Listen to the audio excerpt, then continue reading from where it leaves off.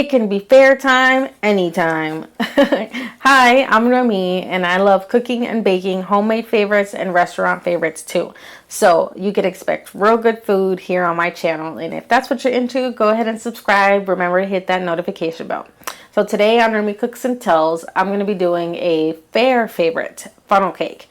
Because other than the rides, I know that's what most people look forward to at a fair. So I'm going to show you how to make a funnel cake that will surely bring you down memory lane. So let's get to it.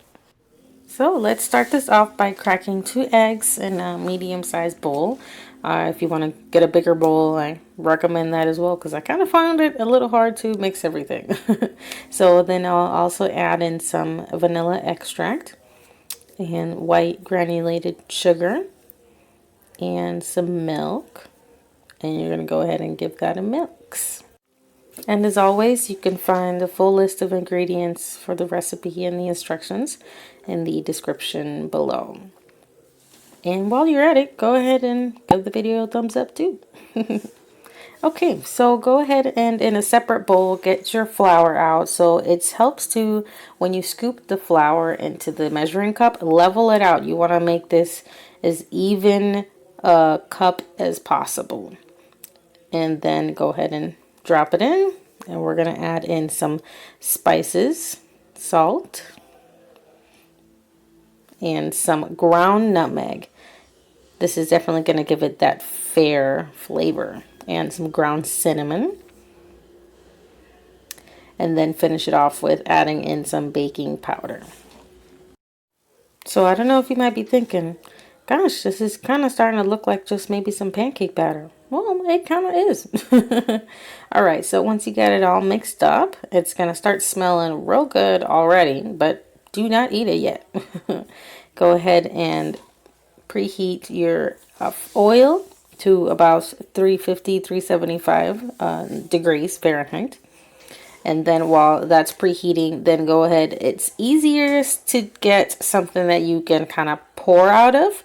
And I have this like squeeze bottle that I use for sometimes for barbecue sauce or anything like that. And it's just going to make things so much easier to get that crazy swirly effect of the funnel cake. So if you got some skills like these, go ahead and pour in the funnel cake mixture into your bottle. And then with a 1-2 quick swipe, clean it off and put the cap back on. And then we'll just be ready for it to fry up. So if you are just a little intimidated by frying, I highly suggest getting a pan that's just actually taller than the one I'm using now, but I'm making do with what I have. So I had my husband help me out with this part because he made the prettiest swirls, prettier than mine, I can admit.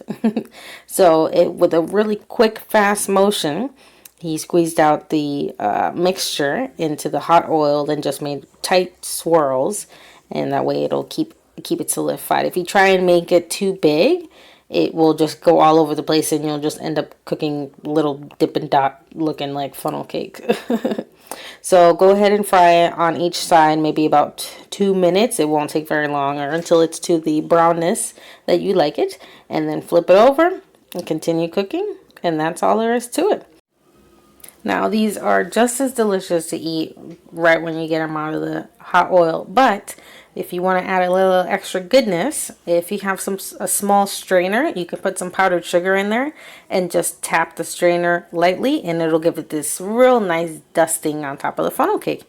It'll make it kind of feel fancy, even better than the fair. And then, yeah, go ahead and just devour, because I ate about 3 or 4 of these. Trust me, you're going to want more than just one. So definitely try this at home. And it'll just bring you back to when you were at the fair last. Or when it was your favorite time at the fair. Now, with how easy and yummy this funnel cake recipe is, you just gotta try it at home.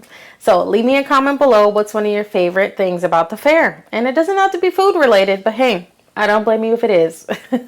So I hope you already gave this video a thumbs up and subscribed so you could join me when I post a new video next week. Until then, thank you so much for watching. Be sure to check out some of my other recipe videos and see you next time. Bye.